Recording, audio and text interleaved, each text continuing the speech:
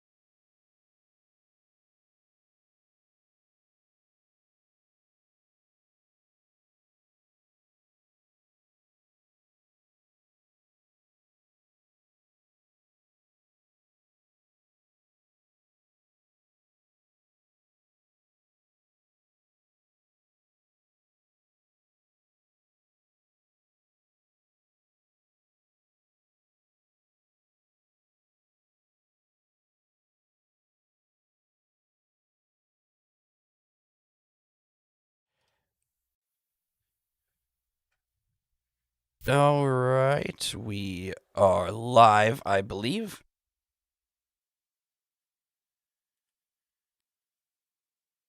Oh, I had you turned down. There you go. Oh, I said what up. Welcome, everybody. Thanks for tuning in. Got you mad, bro? We got Mr. THP Plays. Thank you for joining. We got Megan. She's always, here with her modding abilities. How's the volume level? Perfect. Yeah, apologies up front if I sound a little under the weather. My voice started going out just an hour before the stream started, and I still wanted to do it. So yeah, here we go. He was screaming like a little girl. I was, because My Little Pony came on the air. Yeah, and then the day before the Timberwolves played, so like. So how you doing, Brennan? It's been a while. I feel like every time we do this podcast, it's kind of like, oh, I haven't seen you in a while. Yeah, it's going. I just moved, which is why, between that and the holidays, that's why we haven't had a ton of content coming out. It's going to be returning, as Blake has posted in the Discord, pretty soon, early January. Other than that, how about you, Blake? Anything fun, special? How was your holidays? Holidays were, chaotic as always. When you and your significant other have divorced families, you have just so many Christmas and holiday obligations. So you do your best, but I was quite burnt out by the end. A lot of fun. Got some cool stuff. Got to. I finally beat Metroid Dread. I went to Vegas Nice, a few weeks nice, ago. nice Beat plane Metroid Dread. ride. Yep, that was probably my game of the year. After completing that, that was such a good game. I hate using the term Dark Souls like, because everybody compares everything to Dark Souls these days. But Just a Souls game, kind of like is a whole genre that was well, created. it was just one of those things that was like the level design was so good, and the boss fights were so much fun. Like they were hard, but Cool. fair. I don't know. I'm gonna be honest, I'll probably never check it out, but I'll take your yeah, word for it. Never been a understandable. Metro guy personally. Everyone in the chat, let us know as well how your holiday was. Let us know if you got anything cool, if you managed to get a new drop system. Drop your best gift or the best gift that you gave. Other than that, Blake's gonna get this rolling here. Yeah. So I guess we'll start with something a little quick and easy. We got the PlayStation Plus games for January coming out. These actually look pretty good if you have PlayStation Plus, if you're a member. As you know, you get the free games, and I haven't actually taken advantage of a lot of these. I don't know about yourself, Brennan, but these ones, we got Deep Rock Galactic. Are you able to pull it up on the screen for everyone? I can. I should say. Whoop. There's layers. Layers upon layers. We have production. Yeah. So just put it right there. So yeah, we got Deep Rock Galactic. We got Persona 5 Strikers. Never played Persona 5. I heard Persona 5 Strikers is particularly fun. Persona 5 is apparently one of the greatest games ever created. I don't know what all these different I don't know what the difference between all these different versions that have released over the years. Right. The reason I haven't played it is I've heard it takes like minimum like 100 hours to beat. Yeah, I don't have that kind of time. No, that's the only. It's intimidating. It looks good though. Dirt 5, I can live without. The Dirt games. I'm just not a car guy. Like I played. No, a good like I played Forza, but like I didn't.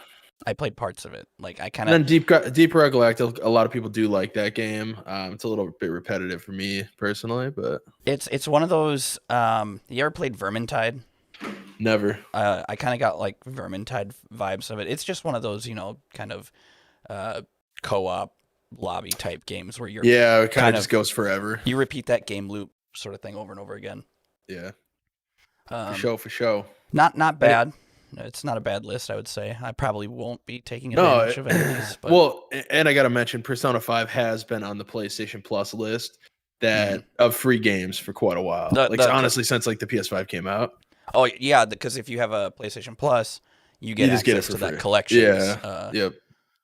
So and then Deep Rock Galactic, that's like a $15-$20 game. Dirt 5 they give away for free because not a lot of people buy it.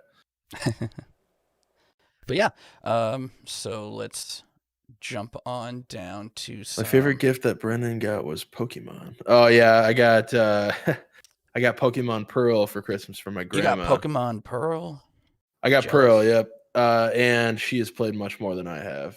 I just pretty much picked my first Pokemon, and that's about it. Nice. I'm pretty excited to play it, though. I've heard it's a very true remake to the original. So, are you hating on my Pearl? Me? No. You a Diamond guy? So I did get funny enough, Diamond and Pearl was the last of the series that I played. I actually never beat Diamond and Pearl. Same, we played it together. Yeah, I had Diamond. Did not have Pearl. My decision though was once I decided to go buy the remakes, I'm gonna pick up Pearl just because you get the legendary birds instead of the dogs. I did not know that. I just went by. You know what? I'm gonna try Pearl this time, and after thinking about it, I kind of like Pearl's legendary Pokemon. Yeah, for sure. I do too. Skipping over to Halo news, Brendan, you haven't played the campaign of Infinite. You've only played the multiplayer stuff, right? Yeah, and honestly, I haven't played that since the last time we did. Okay. But no, I've heard good things about the campaign. I heard it's a blast, and I've heard it's done very good things for Halo overall. Yeah, it's it's a solid game. I think if I recall correctly, I think Metacritic's got it kind of in the mid 80s, maybe the low mid 80s. I just I just beat Halo Infinite campaign on Legendary 2-3 days ago. Excellent game. Many times swearing at the TV because Legendary is quite difficult for the boss fights. But if you're a fan of the multiplayer stuff, there were some Halo leaks recently from this Twitter user, Halo Infinite News and Leaks. Going to blow that up a little bit more. It's actually unreadable. Yeah. Here, I just not to cut you off. Sorry. I didn't know. Well, I didn't know if we should block our faces or what. Yeah, just pop it up. Who cares? I'm ugly. There we go. Stretch it. There we go. Yeah, just block mine specifically. Oh, well, that's a choice there. Okay, we'll do that. So yeah, basically, people went through the game files and they found emblems or medals, excuse me, those kind of rewards you get for doing certain things during a multiplayer session. And what they found was these medals that they got were specifically tied to infected and to most likely what is Griffball. So it looks like Halo Infinite is definitely going to be getting these fan favorite game modes soon. I thought that Griffball was already in it. It could be. To be completely, I don't believe it is though. What's the? Oh, I'm thinking. Oddball. You're thinking Oddball. Griffball's the one where you actually like push the ball with the hammers. Yeah, it's kind of like, if I recall. What about SWAT? It's been so, dude. You're telling me. Where's SWAT at? I don't know, dude. I've been waiting for SWAT. I just want. Give me answers, Blake. That's all I want is SWAT. Give me SWAT and give me ranked SWAT, and I'm a happy little boy. Yeah, but for sure. But what these medals suggest for sure, it's very safe to assume that Infected is being worked on currently by 343, given these very specific medals of Zombie Slayer, Clash of Kings, Reclaimer, and the Sickness. And then the ones that are hinting at Griffball are Secure Line, Signal Block, Sneak King, and Undead Hunter. And so, yeah, if you are kind of bummed out with some of the lighter, shall we say, forms of content in the multiplayer currently, it does seem like more is on the way. Personally, for me, I would rather see more maps, but if these game modes get added, that's cool. I just hope that we see maps in the future, because I think, for me personally, as someone who's been playing a lot of the multiplayer, it's been getting a little stale. Just kind of playing the same maps over and over again. But I think that's kind of how it is for most live service games, though. Yeah, except I've been suckered into playing Warzone for like 2 years straight, no matter how bad it is.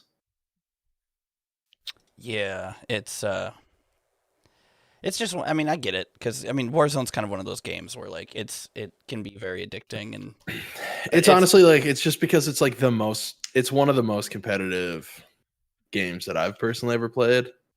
And I think that competitive, like, I don't get that same feeling of competitiveness from Halo personally. Yeah. Well, I think it helps too when it's a game that you're more versed in. And I mean, like for me, I've always been more of a arena shooter player myself. And so I do better in Halo than I do in Call of Duty. So I want to play more Halo because I do better. Yeah, which makes total sense. But yeah, I'm hoping, like I said, it's awesome. I would love to play Infected. It's one of my favorite Halo multiplayer game types, but I would like to see more focus, or at least hear more about maps coming in the future. Blake, can you tell the difference between your old Switch and your new one? What do you mean? Okay, so feeling wise, I'm sure it feels fresher. So for those who I forgot you got the OLED. Mm-hmm. Yeah. Oh no, it's not plugged in right now, but it's on my bedside.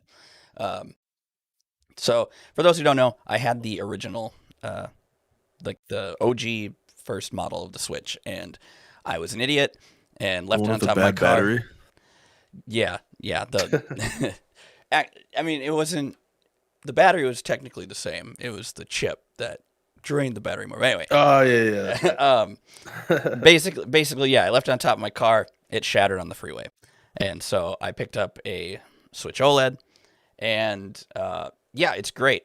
Megan, I'll say as far as anything performance or how it feels in the hand or anything like that, feels the same. And honestly, the OLED, as far as the screen quality goes itself, I really don't think many people will care too much the difference between the OLED and the, I guess, the LCD model. When you have them side by side, or if you're playing a very specific game with like certain contrasts, like Metroid Dread, you do notice it a lot. But for me, the biggest thing is I didn't expect myself to utilize the cool kickstand on the back of it as much. Yeah, so much better. It's got like that Surface Pro style kickstand. Yeah, so and much the better. bezels are a lot thinner, so it gives the illusion of the screen to be much bigger in comparison to the other in comparison to the original Switch. It Is really it a larger screen on the OLED? marginally, like we're talking like a Yeah. fraction of an inch. Well, so if recall. we kind of had like a discussion about that in the beginning because Right. I thought it looked like way bigger, but yeah, you were like, it's not that much bigger. And then like seeing them side by side with the smaller bezels, it's for sure. Yeah, It feels much more modern. And form factor wise, when you have the Joy-Con on it, like it's maybe. Man, I bet Pokemon looks real good on that. Yeah, I bet. I wouldn't know. I don't have Pearl yet, but I've been playing The Witcher a lot lately because I've been just obsessed with The Witcher again, thanks to Netflix.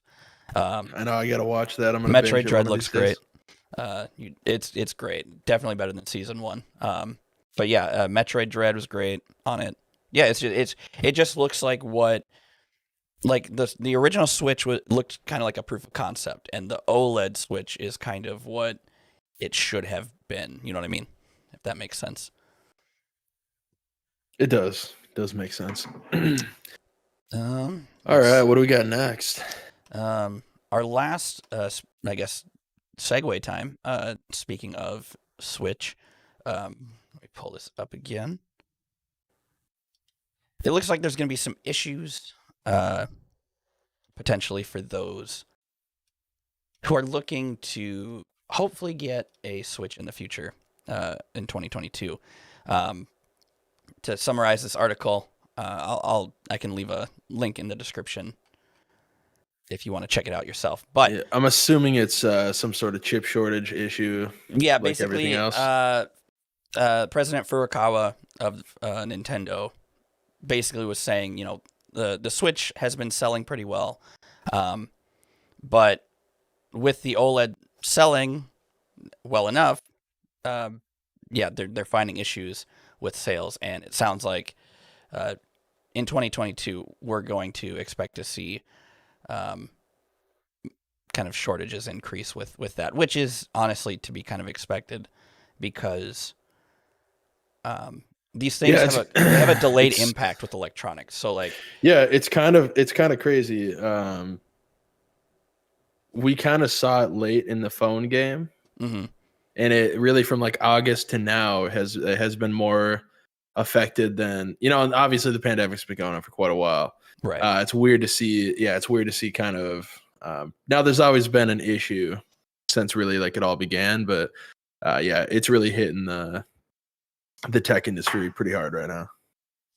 Yeah, it's been kind of crazy just because like you don't really think about it a lot of times, but silicon like computer chips and shit, that's in everything, anything from cars to consumer electronics, phones, computers, obviously consoles, everything is being affected. And that's, where are the PlayStation 5s? Where are they? Right there. No. If you're looking, like, honestly, like, if you are trying to get a hold of a console, though, I only share this experience because this is literally how I've gotten all 3 of the new systems, was just wake up in the morning, and if you have a Target within an obtainable distance to you, just filter by pickup in store, and just check in the morning, check during lunch, and check at night, like when you get home from work or before you go to bed or something. I don't know. That's what I did for literally all of these systems, and I managed snag one. It just takes a little bit of patience, but if you stay consistent with it, you have a good chance of getting lucky. It's honestly all luck. It really is, and just like obviously if you don't check for breakfast, lunch, and dinner, your chances are 0%. Exactly. Yeah. It's all just luck.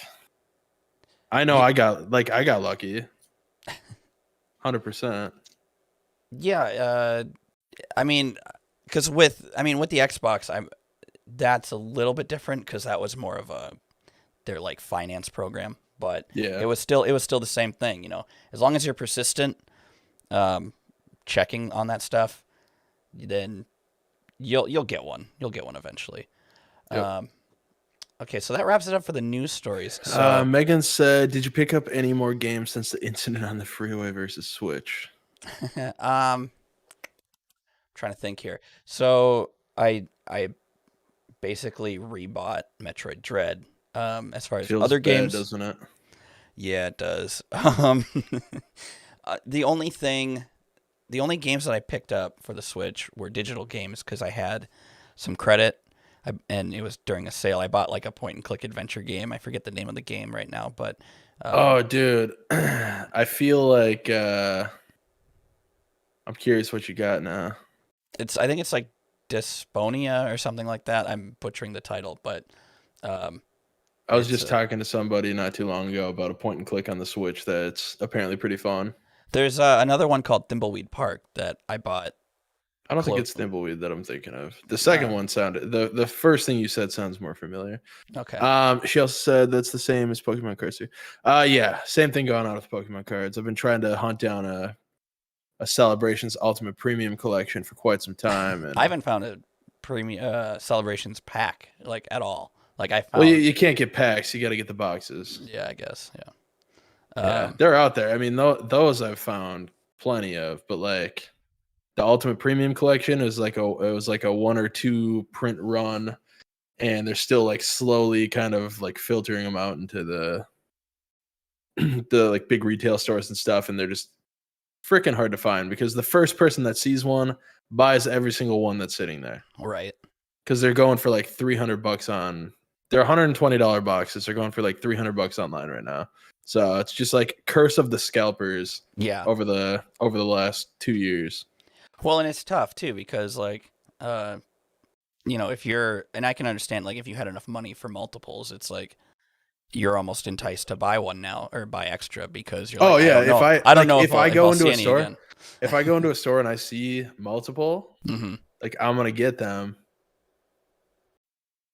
It's just kind of like that's what it's come down to. You got to fight. You can't beat them, join them. You know, fight for your cards. No, gotta fight for the cards. No, I get it though. It's tough. It's really a crappy situation, but it's just sucks ass, Blake. I've said it off camera. I think I've said it off stream. I don't know if I mentioned it on stream before, but my big concern with this whole thing, primarily with like Pokemon cards, is that with whatever sets, generally speaking, with the sets that come out during like the kind of height of the pandemic shortages, I worry if those sets will kind of have a Beanie Baby effect where everyone's buying them, everyone's getting the holo cards graded, and then just kind of devalue a lot of those cards. I don't think that Pokemon cards in general will devalue. I just think that I'm curious to see what happens with a lot of these particular sets, after a year or two when kind of things sort of balance back out manufacturing wise. Yeah, no, I can agree. Like a lot of the sets that they said they're like Fusion Strike that just came out. They just had Evolving Skies. They just had just like these several sets. They've already announced that a lot of them they're going to be like printing for quite some time. Mm. So it does come down to, I guess what I've noticed is if that is going to be the case where they're going to be printing long term like that, it seems like the set has a much harder pull rate. Yeah, I've noticed that with pretty much, I think, and correct me if I'm wrong, I don't think really any of these sets during like COVID times has had a really good pull rate. Pretty much just celebrations, but that's what it was like made for. Right. But even like the Charizard and the Umbreon and stuff, like those are pretty hard pulls. But yeah, no, I get what you're saying for sure. I don't think Pokemon in general, like obviously if you're just buying Pokemon cards to hold on to them for 2 years and sell them, like that's not really what it's. I mean, this is like for the long term. You got to wait 5-10 years. Right. Yeah, it's So. it'll be interesting to see for sure, just because like not necessarily the cards in it of itself entirely. It's just now with COVID, a lot of more people are grading their cards more than ever now. So it'll be interesting. That's what I'm interested. Yeah, but only I'm so many interested to people. see Like the long term with that. the companies are so backed up that like really, there's actually a lot of people that aren't grading their cards because they're so backed up, and like it didn't take much for them to be backed up because it wasn't something that was so oversaturated before. Right. But yeah, like I could never. People are waiting a year to get their cards back. It's insane. That's crazy, dude. Like screw that. I'd rather just have them like sit on my display. Right. Yeah. No, it's okay. I take care of my stuff. Yep, exactly. Get them Okay, graded in a year when it's less crazy. Right. Exactly. Okay, so now we're at the point of the show where so for those unfamiliar, our format basically we'll talk about the news stories, and then we always will make time for either super chats and Discord comments and questions. Definitely encourage you to go check out our Discord server in the description down below. There is a channel, DC Podcasts. Pretty much any topic that you want to talk about, any questions you have, anything you want us to cover or discuss, we will make sure to talk about that within reason on the podcast. If we don't make it to yours in one particular episode, we'll make sure to get it in the next one. So I'll go ahead and hop over to Discord here. Actually, I don't know if I can. I might have to have you. Actually, no, I have my phone. Haha. Technology. Haha. So I believe we just have Ari the Sorceress has just a handful of different things, and we'll just kind of go over that, and then we'll wrap that up, I guess. Okay. Oh, we got Landhawk also. Okay. Okay. Landhawk.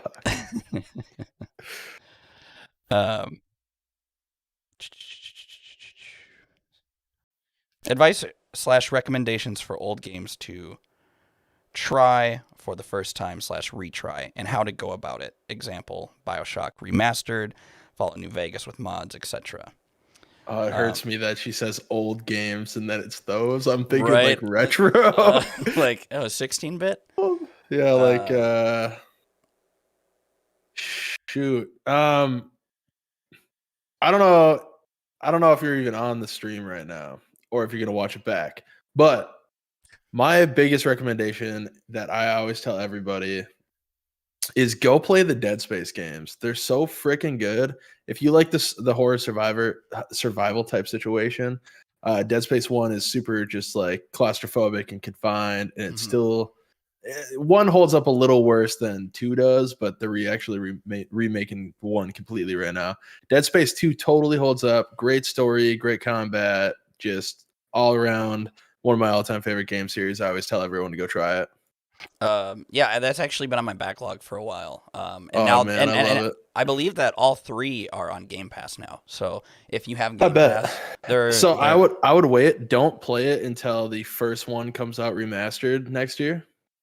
Really? Because it's going to be, I mean, unless you want to replay 1 again, but basically it's like brand new graphics, like full quality of life upgrades. Can you skip to 2? Can you start with 2? You can't start with 2. Okay. You can't do it. It's the main character is what the game is kind of revolved around, and kind of his experience that he went through. Okay. And 2 picks up actually like pretty dang close to where 1 ends. So I guess I'm trying to think of like, I mean, I have so many retro games that I enjoy. I think if you are a huge fan, so I can't, I'm gonna be that guy.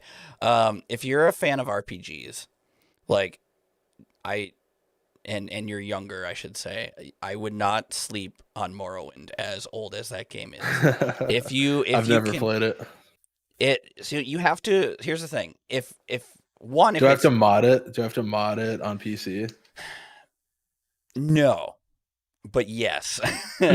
So I've heard that more. I like Oblivion a lot, but I heard Morrowind is better than Oblivion So and Skyrim. so basically, Morrowind is the more D&D like of the three big Elder Scroll titles, um, because there's a lot of depth, and a lot of interesting things in the game that you can have happen to you, and there's a lot of things that kind of like are consequential. Like you can kill the main quest giver that Oh wow! basically has you progress through the story. You don't get that whole like this person's unconscious. If you kill the person, you get like a text You blurb just can't continue. that said you have like severed the ties of blah blah blah, and you are destined to doom this world or something. And so then And you can just treat can't the whole. continue ever. You can't ever beat the main story Oh if you no! kill that main character. So and there are a lot of things that haven't aged in terms of gameplay, but if you approach it as okay, I'm going to be reading a lot, but this is much more Dungeons and Dragons esque, and you're looking to kind of like role play. Definitely, I would check it out. And mods are pretty darn easy for Morrowind. Yeah, I'm sure you just hop on Nexus and call it a day. I think or even just on Steam. I think the channel is called Tech Cynic or no Tech Syndicate, excuse me. And he. I was like, they stole our name. Yeah, I think it's Tech Syndicate. He recently, a few weeks back, did a video about Morrowind and like kind of where to get started with mods. Definitely go check that out. Excellent game. As far as other retro stuff, honestly, like getting yourself some sort of handheld, just emulation box is something really cool.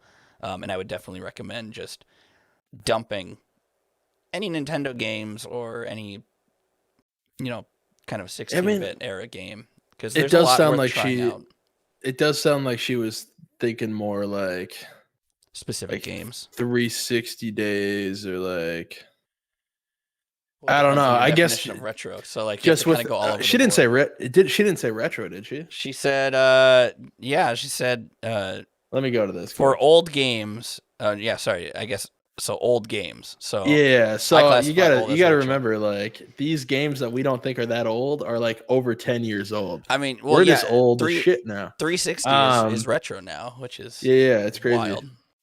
Wild. What else? What other series was I just absolutely obsessed with? Is the question. BioShock, of course, but you already said that. I feel like BioShock is one of those games though where it's like it's old, but BioShock it's something that everybody like, but it's one of those games that everybody has like, they have it on their list kind of thing as games to try. Fallout New Vegas, as she mentioned though, with mods, there's so many amazing mods for Fallout New Vegas. Especially primarily on PC, or I should say exclusively on PC.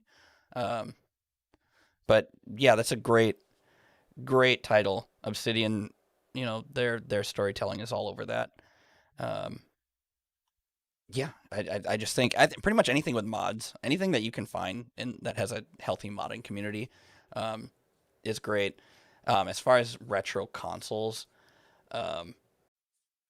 honestly, it's kind of hard to go back to a lot of like 360 era stuff. But that's just me kind of being a snob for 30 frame per second games. Yep. But yeah, let's see. We got branded video games are a piece of video gaming history that are my absolute favorite. I would like you to talk about this, and then shares a link to John Oliver's snack video games video. I don't know if you saw that, Brendan, but last week with John Oliver, they did a piece covering basically commercial video games. So like, I don't know if you remember like Captain Crunch, the video game, the Domino's or McDonald's Uh, games, that kind of stuff. I Was there do any? remember the BK games. That's about it. I was actually thinking about buying the three of them and doing a video covering each one. I'm Hilarious. still contemplating doing so. But yeah, I don't know. Were there any ones that you played growing up, like any of the demo discs or like just basically the subliminal advertising games? Um,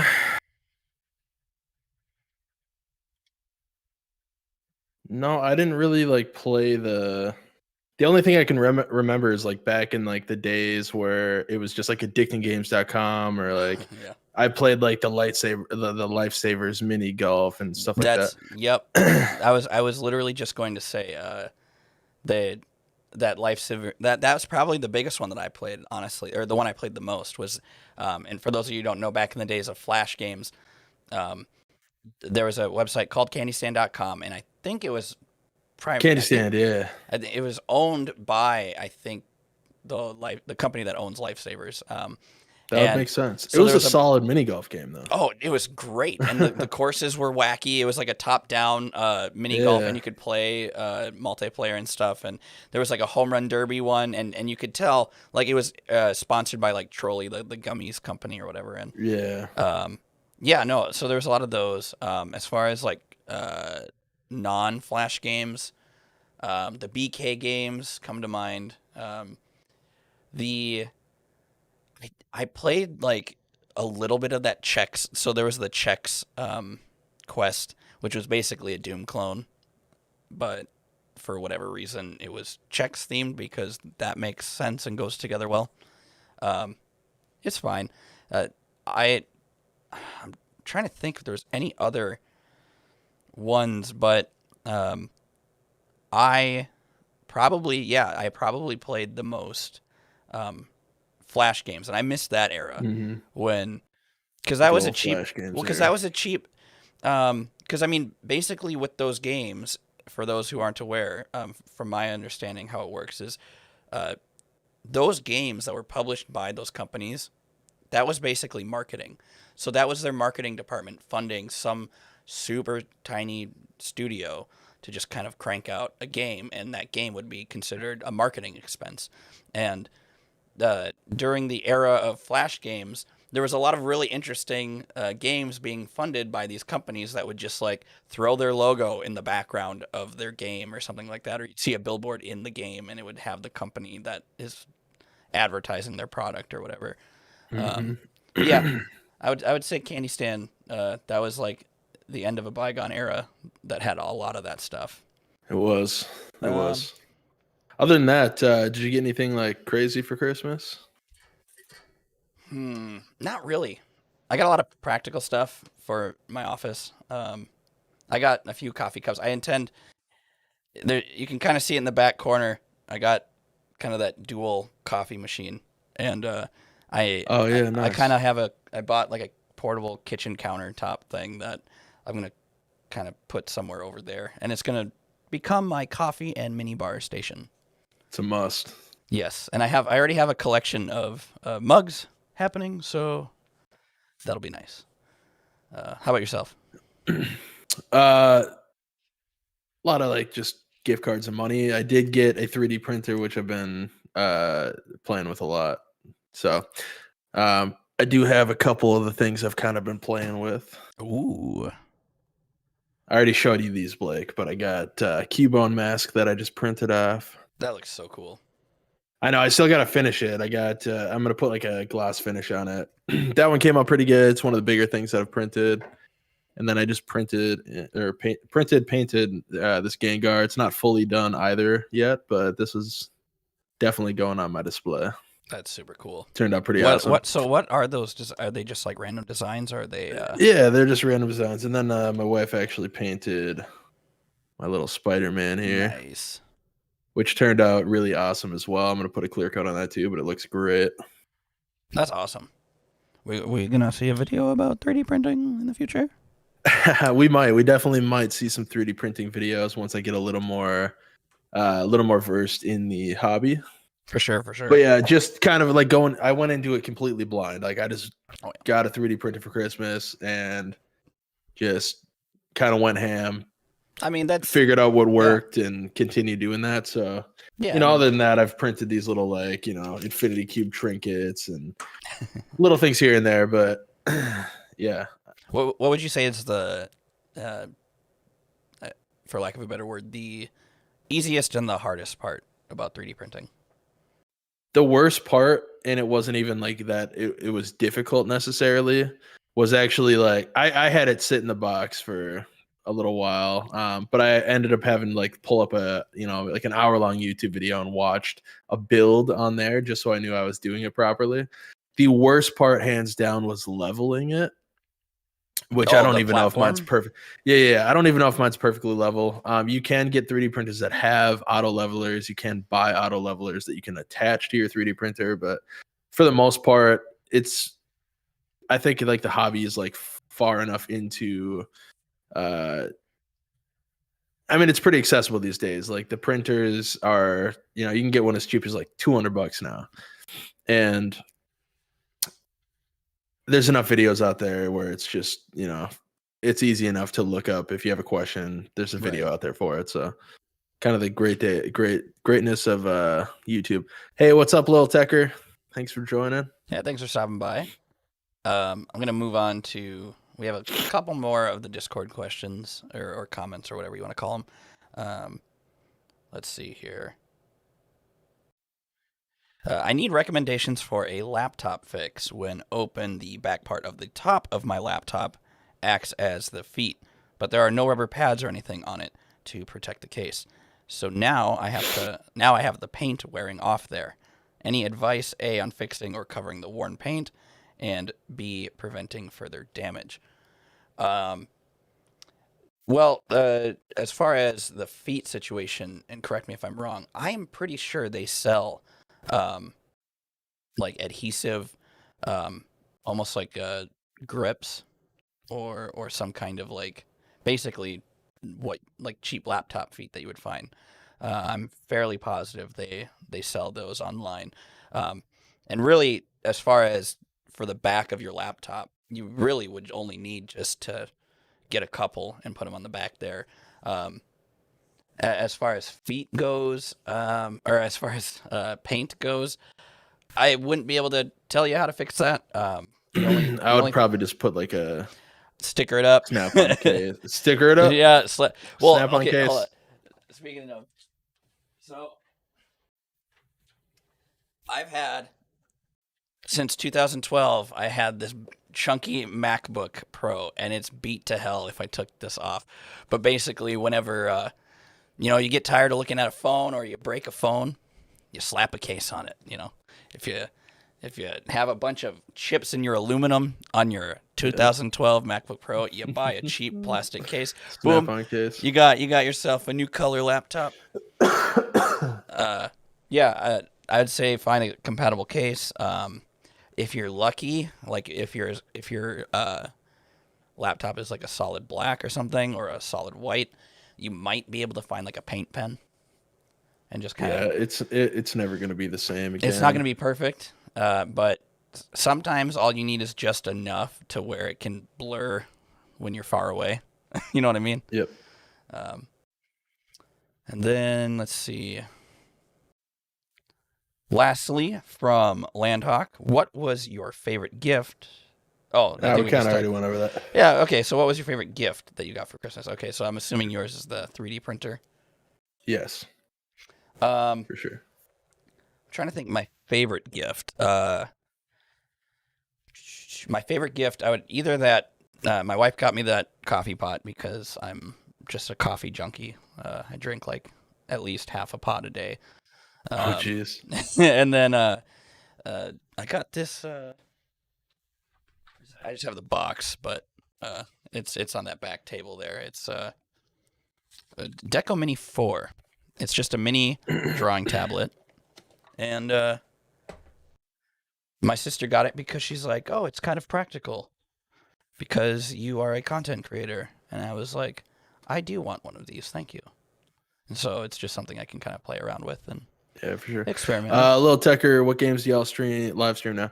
We actually went down to one live stream a month now, and we kind of do like a podcast type thing now. So as much as we love to play video games, this kind of fits into our niche a little bit more, and then it kind of goes along with the videos that we're doing as well. Right. So not to say that we're never going to live stream a video game again. We just have our gaming channel for that. Which admittedly is incredibly inactive, but yeah, it's one of those. So the problem is live streaming for one, if it hurts your channel if you make like regular, like on-demand upload kind of stuff. If you're not just a purely streaming channel, live streams can often hurt the performance of your other videos. A lot of people don't really watch a lot of our gameplay stuff. So it was kind of one of those things that this type of content fits the niche of this specific channel more. And looking at the numbers of the on-demand clicks and watch time and stuff of our last podcast, it seems to be doing much better than our other live stream gameplay content has been doing. So we're going to be doing this sort of format, as Brennan said, going forward. Ideally, if we can someday do this full time, I would love to be able to, have both this type of content and live streaming gameplay on a secondary channel regularly so that people could actually consistently tune in. But when you have us basically doing this as a side hustle, it's kind of hard. You have to focus on what's working, and live streaming gameplay stuff, it's just not in the cards at the moment. So we kind of have our gaming channel for if we're just casually like, you know what, let's just stream this. And admittedly, like Brendan said, it's pretty inactive right now, but I'll try. I do try once in a while to hop over there if I'm like doing decent at a game, or if I'm like, you know what, there's a retro game that I haven't played in a while. But yeah. Other than that, when is the next drunk stream? The good old days. That's a good question, actually. The good old days. I wouldn't mind.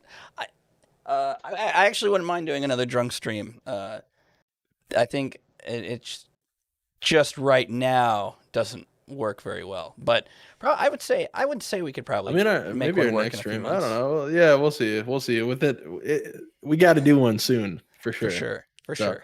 Other than that, I think to finish it up, we're not going to really probably go too much over an hour here. We just recently hit 5,000 subscribers, and we just want to appreciate, say thank you to everybody. Lil Tecker, especially, you've been one of the OGs. And it's great to see you in here today. Anybody else who new or old, like, thank you so much. I mean, 5,000 subscribers is kind of crazy, honestly. Yeah, it's not a ton, but like when you think about it, I mean, that's like 5,000 people that liked our videos enough to actually like follow us. So very, very much appreciate it. Yeah, I basically everything Brennan said, it's funny because you chase after the numbers. Wait, Megan said New Year's Eve drunk stream. Okay, sorry, continue what you're saying. We'll go back to that. Sorry. Basically, like, you can't help but not look at the numbers, and they're things you aspire for, but they're once you hit them, you're kind of like, whoa, you still don't necessarily see it coming all the time. And, that happened when we first got monetized, when we crossed that 1,000 sub barrier, that was awesome. And now we're at 5K. And again, I acknowledge that's incredibly low considering the space that is YouTube. But the fact that 5,000 of you managed to click that subscribe button and watch our silly channel means a lot. Yeah. And it's something, we hope to be able to grow as a community, and we hope to continue to make more fun content, and hopefully maybe someday do this full time.